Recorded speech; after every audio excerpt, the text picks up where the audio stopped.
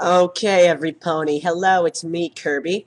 I am here with another My Little Pony fanfiction. I have not done one of these in a very long time, so I decided to do it again. This time, it is one of the Fallout Equestria stories. Yeah, one of those things. It's not one of the big ones like Project Horizons or Pink Eyes or Heroes. It's called Broken Steel. It looked very good, and it's one of the smaller stories out there, so I decided to, put it up because I think it's good. I've only read the first chapter or so, but looking good for me. And I read up the characters. Anywho, so I'm going to try to do character voices, and if they suck, then they suck. If they don't, then they don't. Whatever. Also, it is 12:30 a.m., but I woke up at like 3 p.m., so I'm not going to bed for a while. Or at all. I don't know. Also, someone might join me anytime if he decides to. Like, he's here. I'm not going to say who it is.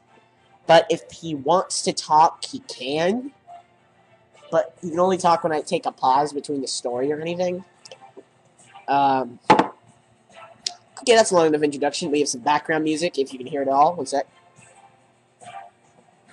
You can turn up your volume a lot if you want to hear it. It's just, Hans Zimmer's He's a Pirate, the Pirates of the Caribbean theme song.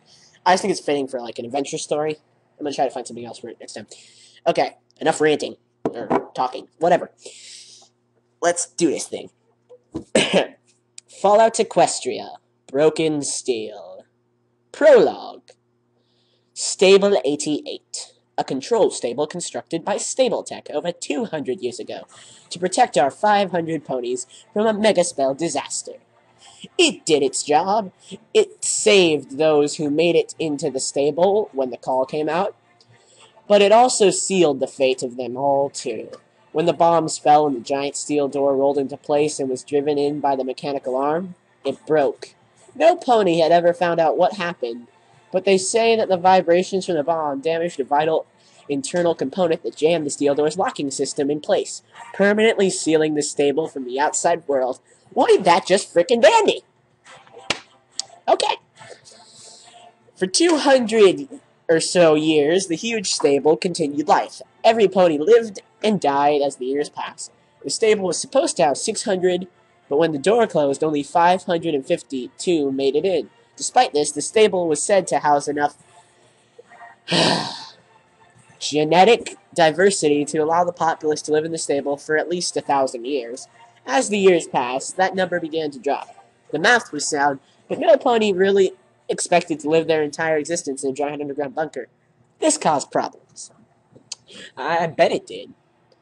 Ponies never believed that they'd be locked in the stable for that long. But as the years went by, ponies began to panic. Within the first 10 years, at least 100 ponies died, many of them being the elderly. It wouldn't have been odd if not for the sheer number of them so quickly. The doctors and nurses diagnosed their deaths to be related to the panic attacks that the ponies had been having frequently. Granted, it wasn't the panic attacks themselves that killed the ponies, but it was the heart attacks and strokes brought on by the panic attacks that did. So, they classed their deaths as panic attack victims. Okay.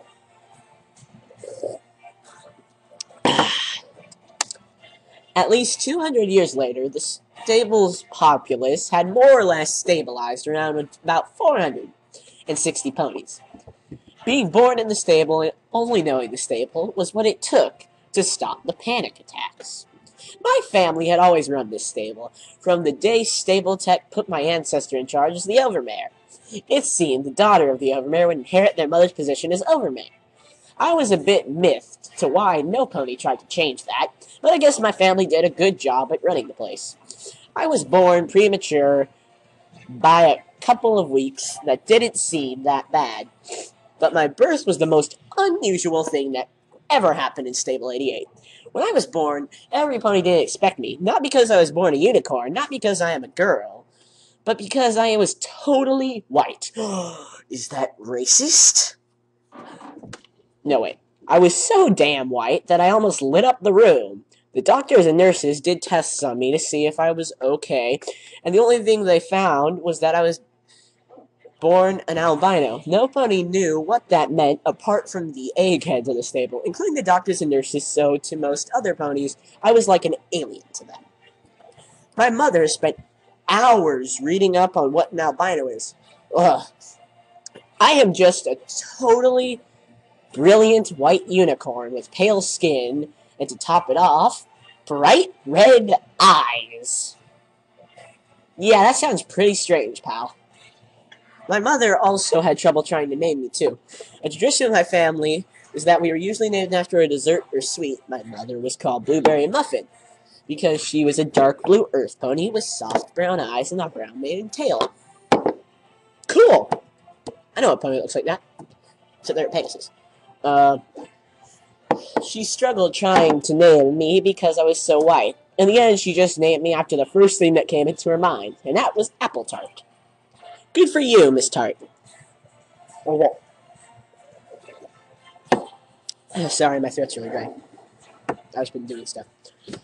With my name and my condition, you can say I didn't have much of a good childhood. I was the center of attention for bullies. First off, me being an albino didn't help. I was teased constantly about my brilliant whiteness and my bright red eyes. Name calling was constant, 24/7. I couldn't escape it. There was nowhere to hide but in the damn stable. I was commonly known as Ghosty for my total whiteness. But the names that hurt the most was Tart or Slapper. Okay.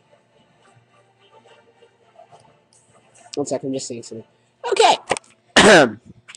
Everybody, I'm just looking at this part. Little bit inappropriate, little mature if you want. Because I like to keep this place family friendly, but Fallout Equestria is not family friendly. Just saying this right now. So, looks like we're already getting into that. I was hoping we could get past the first chapter without this, but what the hell. Alright. If you don't want to keep going, you can go read this yourself, or you can just, I guess, try to get through it with me. Whatever. Alright. It turns out the first couple of rumors had a bit of an overactive sexual lifestyle. They said to care more about sex than running the place, and it was no surprise that one of them had the largest number of children born by a single mare. What the hell? I feel very awkward reading this, guys, just saying. I'm not used to reading this stuff. Let's continue. The fillies and colts of my age group were quick to learn this about my family and used it against me. Well, they sound like total jerks. They should be afraid of you since, I don't know, your mom runs the place? Whatever. Making me feel like I was just like my ancestors. Hell, I was a damn kid. And so were they. So why the... Oh, God. I'm not going to ruin the story. So I'm actually going to read it. Word for word. What this says. For the record, I am not swearing here. I am reading. Okay. Start that over. Hell, I was a damn kid. And so were they. So why the fuck would they go on about my ancestors' sexual lifestyles? 1 sec, guys. Okay, guys, I'm back. Awkward paragraph. First time I've cursed on my channel. Whatever. Well, I haven't cursed. I just read it. Okay. After many years of this abuse, I learned to ignore it, but it still didn't stop the tossers. I couldn't care anymore until these bullies picked up on something else. And that would be that I was the oldest filly in my age group to not have her cutie mark. Well, that just freaking sucks. Don't it? You know? I bet Applebloom knows how it feels. I bet she does too. They have similar names, Apple. Okay. Let's keep going. Even when I was older than the average age when a cutie mark appears, I was still blank. Again, my accursed white coat made it damn easy to see I was bare. Being a blank flake hurt more than being made out to be a sex-mad loony. I was pushed out of every social event my age group took part in. I was being isolated. Well, that just freaking sucks, honey. That just sucks. You know? Okay. My mother was the only friend I had in the stable. Even she was concerned about me still not having a cutie mark at my age. She tried to teach me everything she knew, even starting my overnight training earlier than expected, to see if that could help my cutie mark appear. Unfortunately, not even that seemed to bring it out. Even me learning to make apple tarts didn't do it. Even when I seemed to be able to make them so damn well, too. It was looking like I'd be blank forever. Another swearing section. Okay, I'm gonna quit mentioning this. I'm just gonna read this. Well, things were gonna get a shitload worse before they got better. One day, while my mother was teaching me about running a community meeting, the emergency alarm started blaring. We were already in my mother's office, and on the many monitors on the back wall, we saw a large group of horribly dressed ponies outside the stable door. Okay. Why are they afraid? Because there can't be a way they can get in if the frickin' door is busted. Like, what does it weigh? A couple thousand tons? Why are you scared? If they get in, this is just going to be weird. Let's continue.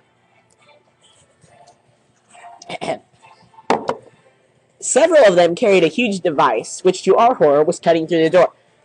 What the hell can cut through the door? Say what it looks like. I want to know what the hell they're using. Once the ponies had cut through the door and pulled out the thick cylinder they had cut free of the stable's automated defenses, activated to repel the invaders. Unfortunately, they did fuck all, as these ponies were armed to the teeth. Literally. Are you saying they have shotguns attached to their teeth? Okay. I have to go do something, guys. I'm gonna pause this. Be right back. For you. BRB. Alright, I'm back. Seeing how the defenses were failing to repel the bastards, my mother hit the panic button in her office. I want a panic button? That sounds awesome! This opened a secret room into the office. She dragged me inside and then ran out to help the stable. I was locked inside the room. It was designed to seal itself until the threat had passed. I cried for my mother to come back, to stay with me, but she was locked outside. I could hear the gunfire and the screams. Oh, dear, sweet Celestia, the screams. I was stuck in that room for 2 days. Within the first 12 hours, the screams had stopped. I guess the raiders had finished slaughtering every pony. The panic room didn't open until 36 hours after the attack. Man, she must have been pretty damn hungry after that, you know? Like, is there food in there? It better be. That would suck if there wasn't. Is there a bathroom?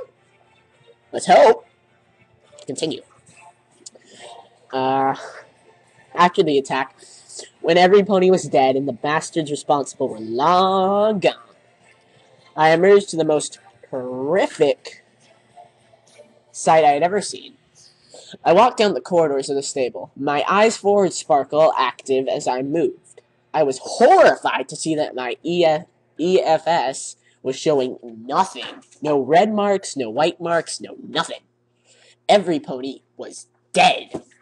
Everywhere I went, the floors, the walls, and even the ceiling had blood all over it, splattered all over it. As I cried, seeing how every pony I had ever known lay dead, my fear and sorrow started to give way to anger I didn't think I had. I looked throughout the stable for my mother, to find her, to make sure she was okay, even though I knew she was dead like every pony else. I stopped and sat on my haunches, as I came to the door that led to the stable door. You don't need a door that leads to a door. That's just pointless. Closing my eyes, I stood up again and used my magic to push the door control to open it. and with a soft whir, the motors of the door slid open, and laying in a pool of blood by the stairs leading to the hole in the door of the stable entrance was my mother. Yeah, no duh. Why the hell would she go right on up to them like, oh, I'm August, come shoot me? Like, what the hell? Oh god. I just skimmed through the next part. I really don't want to read this. And I really don't think the person who's up here with me should be here while I read this. Be right back. I might go vomit or something. BRB again. Okay, guys. Okay, guys. Oh, screw me. I don't want to do this. Screw me. Oh, yeah. Before I do this, I'm going to try to post more videos, more commonly, but around August 18th, 19th, I'm going to Vegas. So, yay. No internet there, so. Well, there is internet, but I don't have my computer there, because I don't have a laptop or anything, so. Won't be doing anything around that week. You know, August 18th, 19th. So from August 19th, Sunday, to whenever, I'll be in Vegas, I guess. Alright, just saying that. I'll mention that again in some other video. Probably the last video I post before I go. Okay. Okay. One second, I have to just go check something. I'm not going to pause it. So, just sit here. Enjoy the background music here.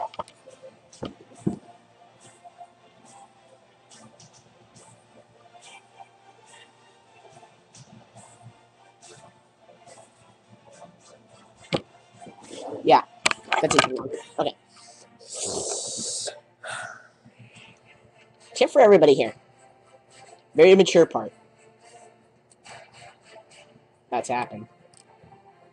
Wait. Okay. Whew. This, I said I'd read it. I said I'd read it. I told them I would read it. I will read it! Okay. My mother was laying flat on her belly, her legs spread out from her sides, and her head on the floor with a pool of blood around her. I noticed her rear was badly scratched and bruised, and a lot of dull white liquid was coming out of her private area. I suddenly saw red, my anger boiling over as I realized what had happened to my mother. Oh. Okay. Okay. Why do you have to put this in the story, people? I'm ready to follow the Equestria, guys. None of this in it. Cursing and stuff like that, yeah, but none of what I'm about to read. Okay? I'm sorry for anyone who doesn't want to hear this, but really wants to hear the rest of the story. I'm sorry.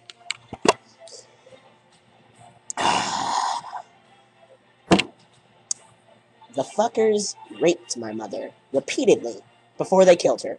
Using my telekinetic magic, I picked up my mother's limp body and floated her behind me as I did the long trek to the lower maintenance levels of the stable.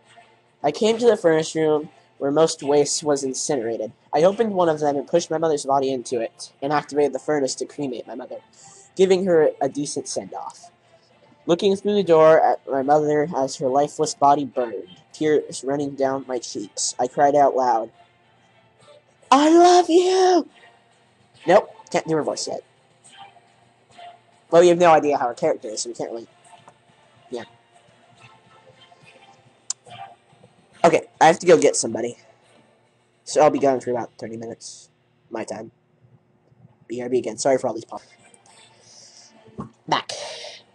After I watched my mother's body turn to ash in the fire, the feeling of rage came flooding back, and I stomped all the way into my mother's office and stopped and sat, looking at the wall with a huge circular glass window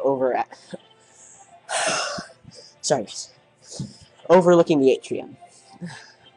On the wall to the right of the window was a display case that had a lock that could only be opened by magic. Inside the case was a black, shiny lever-action repeater rifle with a custom-attached scope. The weapon is a family possession passed down from generation to generation. I reached out to the display case with my magic, letting its magical lock get a feel for my magic, and with a soft click, it unlocked itself as it recognized me as part of the family. Inside the box, the rifle sat on a stand, and behind it, in the corner, were 2 boxes of ammunition. I held the weapon in my magic, and my pip-buck beeped as it added the weapon to my inventory, labeling the weapon as Overmare's Fury. Sounds pretty boss. I was amazed that my wrist-mounted device knew its name when I did not, and the fact it could tell the weapon was loaded with 7 rounds of .357 Magnum rounds. I slung the weapon onto my back on top of my saddlebags and picked out the two boxes of ammunition. My pip-buck even knew what they were, as it added 40 rounds to the Magnum round count in my ammo tab. I think you're giving her a southern accent. Maybe. I spent a little while packing my saw bags with essentials like food and water before I headed to the stable door. I stood at the huge hole cut in the 3-foot thick reinforced steel door, looking out into the dark, stony cave-like corridor leading away from my old home. Closing my eyes, and with a deep sigh, I left. My life officially over as Apple Tart, the stable blank flank.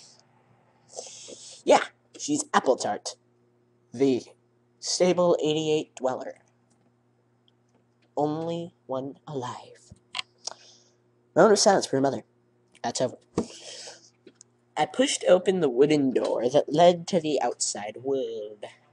I was immediately hit by the foul smell of the dead land, and before I could take it all in, I saw 2 red marks appear on my eyes for a sparkle. I became more focused on them, that I missed the 4 white marks moving slowly towards me on my right. The 2 red marks were directly ahead of me. I had to climb up onto a rock to see where they were. I could make out 2 ponies down at the hill, a good distance away, but I couldn't quite tell who they were. I reached behind me with my magic and pulled Overmare's Fury off my back and levitated it, so I was pointing it out towards the marks. Resting the butt of my gun against my shoulder, I peered down the scope and got a better look of the ponies, and I saw red again. I recognized the ponies I was seeing. They were part of the raiders who attacked and killed in the stable. Yes, they were. No surprise. They should have ran. They should. I seemed to go into autopilot, as before I knew what I was doing, I was aiming the weapon at the first pony I saw, the red dot of the crosshair floating up onto the head. While I was busy getting my aim, I failed to notice the 4 white marks were getting closer to me. I wonder, what color is your pip-buck? Because, in Fallout, which I love the game, you can have all those different colors, and one of them is white. So, if the partners are white, or just not enemies are white, and your pip-buck is white, how would you know they're there? Maybe your pip-buck was white. Didn't say what color it was, I always had mine white. Except during fall, I change it to orange. Okay. Sorry. Random fact for y'all. I was totally unaware of 4 large armored ponies heading toward me. The lead pony had seen me. Hard not to when you stick out like a sore hoof amidst the gloom of the dead world around me. Yeah, she's literally a white mark. That was a horrible joke. They must have noticed me holding a weapon and pointing it at some pony, and they watched while still moving towards me. Bang! I fired, and my first shot struck the first pony in the eye, which exploded on impact and showered the other raider in a gory mess.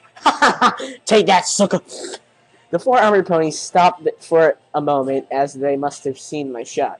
The second raider turned his head to my direction as I focused on him and fired again. My second shot struck the raider in between the eyes and blowed his brains out over his back before he crumpled to the floor in a twitching heap. Eat that, you fuckers. I said out loud to myself as I slung my rifle, sighing in some frustration. Satisfaction, I turned and was nose to nose with one of the armored ponies. And like a real girl, I screamed, Guys, sorry, I can't. Okay, let's see, if they're wearing armor, I'm gonna talk but put my hand over mouth. That was some impressive shooting, girl, one of the armored ponies said, with a deep, rough but feminine voice. I sat and blinked at them. I was feeling scared of them, but when one started talking to me, I didn't know how to react. As I looked at the four armored ponies, I soon began to recognize them. I had learned during school about armored ponies the Ministry of Wartime Technology created, the Steel Rangers. I also noticed that one of them, the one who spoke, had 3 V-shaped stripes on her shoulder, which told me she was a sergeant. Where did you come from? A much deeper male voice rung out from one of the other Steel Rangers, which made me cringe and wince. Shakily, I pointed to the open wooden door, which one of them quickly trotted over to and peeked inside, before calling back to his comrades. Stable 88, ma'am. I like doing these Steel Ranger voices, it's fun. If I could see the sergeant's face, I would have thought she had a look of amazement on her face as she looked from me to the 2 raiders I had took down. 2 minutes out of the stable, and already killed 2 raiders with a bullet to the head each. Impressive. Ah, man! One sec, I'm gonna do that over again. 2 minutes out of the stable, and already killed 2 raiders with a bullet to the head each. Impressive, she said, as she looked at me and noticed my blank flank. And a goddamn filly at that. I gotta remember to do this. And a goddamn filly at that. Very interesting. I think you may have some potential, kid. Woo. I'm pumped doing these voices, they're fun. Before long, I was walking between the 4 Rangers, heading towards their base of operations, which, as it started to come into view, looked like an old abandoned airport. The airport is on the most northwestern points of old Pondale town. The place was surrounded by rows of high chain-link fence and razor wire all over the top of it. The building had seen better days, as it looked like some pony had been bashing it with a sledgehammer for years. It was covered in cracks and crumbling concrete and bricks. I was presented to this group's elder, who didn't seem impressed nor happy that the ranger had brought a sniffling, scared filly into his base. The sergeant explains that what she saw back out in the wasteland, and in detail explained how I put a bullet into the head of the 2 raiders. The elder looked at me with a raised brow and looked back to the sergeant before looking back at me. The sergeant requested I be trained, saying my skills would be very handy for the rangers. It took a little convincing, but finally the elder agreed to have me trained unless I could prove myself, which meant me being dragged down to the shooting range that was built into the airport's many large underground rooms that used to be for sorting luggage. The test was simple. Shoot the target. I did exactly as I was told. Hit the targets at various distances. Sorry. When I was looking down the scope, all my fear and nervousness disappeared as I entered tunnel vision, as all I could see was what the scope could see, and shot after shot to the targets that appeared. My .357 rounds struck the head of the dummies each time. I felt slightly proud of myself with my good aim, but the elder wasn't convinced yet. I was later dragged outside for one last shot. Outside, almost all the base's Steel Rangers had gathered to watch. The mid-range scope on my Overmare's Fury made it hard to get a good view of my target, as the red dot in the middle of the crosshairs was larger than the rest of the target I was aiming for. I was told to take all the time I needed. I wasn't being rushed, so I relaxed the best I could as I stared down the scope. After 10 minutes of aiming, I finally pulled the trigger. I let out a squeal of relief and excitement as I saw the head of the target dummy explode in a shower of fabric and wool. As soon as that target's dummy's head exploded, there was a flash that consumed my flanks, and I finally had my cutie mark. My mark resembled the crosshairs of my Overmare's Fury. The elder was finally convinced of my worth and agreed that I should be trained. It seemed I was destined to be a sniper. Hell yeah, it does, woman! That is pretty sweet. I would love to be a sniper. Tips here, guys. I haven't told you about this. I've been working on a secret project. One of the things in it, I've created my own OC team of ponies. One of them is named Hunter. He's a soldier, and his cutie mark is a sniper reticle. I don't know how to say it. Anyway, let's go back to this. One second, take a drink.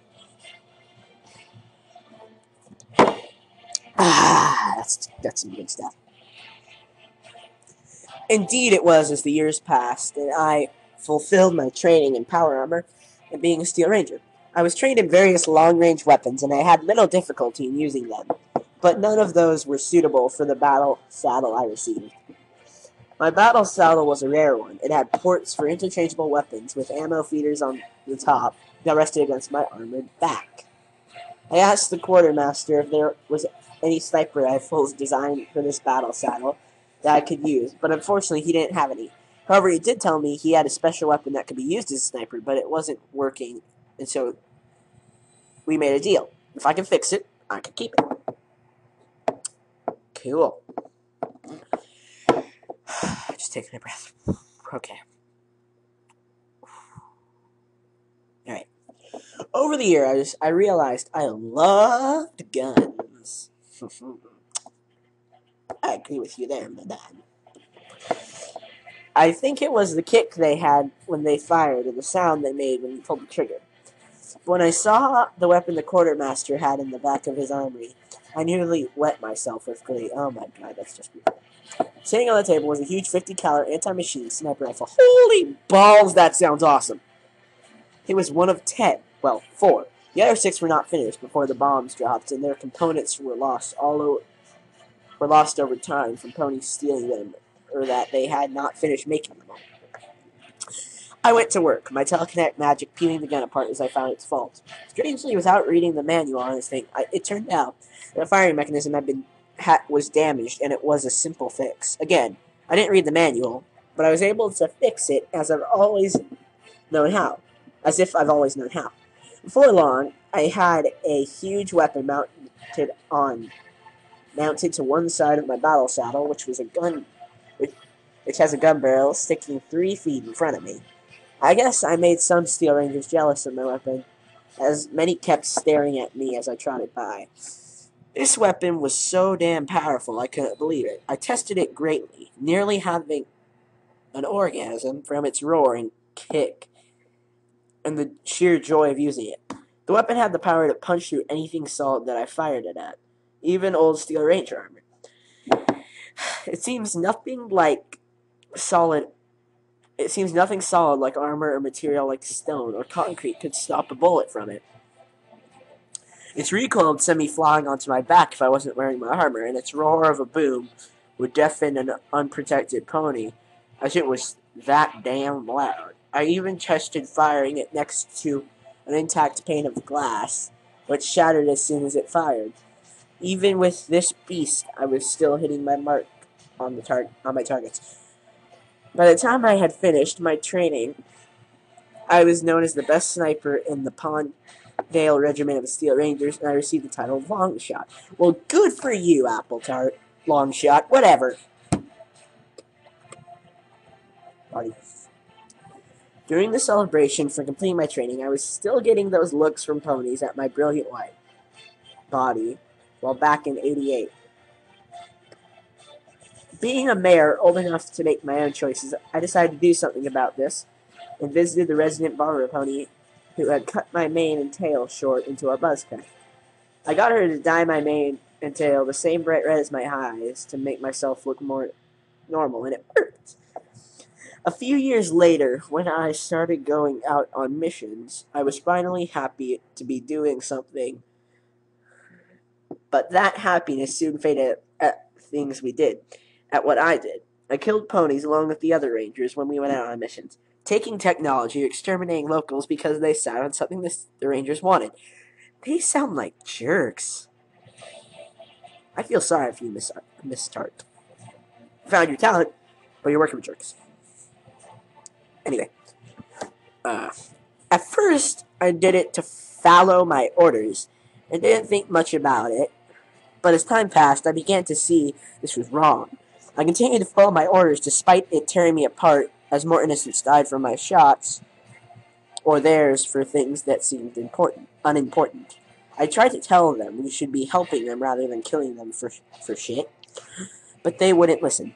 I was on patrol one day with the sergeant who found me outside Stable 88. I had already lost my faith in the Rangers for the things they did. I didn't know what to do about it then. We heard a scream from a mare, and I thanked Celestia that we could finally do something good. We found a raider raping a mare no older than me. The mare saw us and screamed for help, and my sergeant opened fire, shooting a dual rifle shot from her barrel saddle and killing the raider before he could run. The mare shakily got up and started trotting toward us, crying in happiness as she screamed thank you to us. Then she dropped to a twin rifle shot to the head as my sergeant shot her too. As I watched her bodily fire, I finally snapped with anger and fury and felt after my stable had been destroyed by the raiders and the fact that they killed my mother, that was it. I had enough of this shit. As my sergeant turned around, she found herself looking down the barrel of my .50 caliber. If I could see her face, it would be a scene. I would have seen a look of sheer terror behind that visor and helmet. I didn't say a word. In fact, I basically just pushed the barrel further against her armored snout. Apple Tart, what you doing? She bellowed. Wait. Apple Tart, what are you doing? She bellowed before I fired. The boom from the muzzle of my gun was swiftly followed by the explosion of her head as it blew up in a shower of blood. Bone and shrapnel as the powerful .50 cal tore its target apart. Holy, that's gotta hurt! Oh, man. No more. No fucking more. I screamed in pain and fury. The Steel Rangers would have noticed that the sergeant's power armor signal disappeared, which usually means the Rangers in that armor had died, and immediately called me. What the hell is going on out there, Longshot? What happened to Sergeant Nightingale? Came the voice of the Elder Stainer. I killed her, I growled, Nickel. What? I killed her, you asshole. No more will the Steel Rangers kill innocent ponies for your own gain. I have had it. I will kill every Steel Ranger I see doing bad. Any pony hurting the innocent. This world has seen enough of that shit. I told him before I severed my link with the Steel Rangers. My signal to them died. They wouldn't be able to contact me or track me now. They would likely want to kill me now, but they would have to find me first. I looked down at my dead sergeant and shook my head. I'm sorry, Nightingale. I really am. I said to her headless body before I began to run, getting away from the area before any Steel Rangers came in search of me. I decided I would dedicate myself to helping any pony who needs it. Something Steel Rangers should have done to begin with.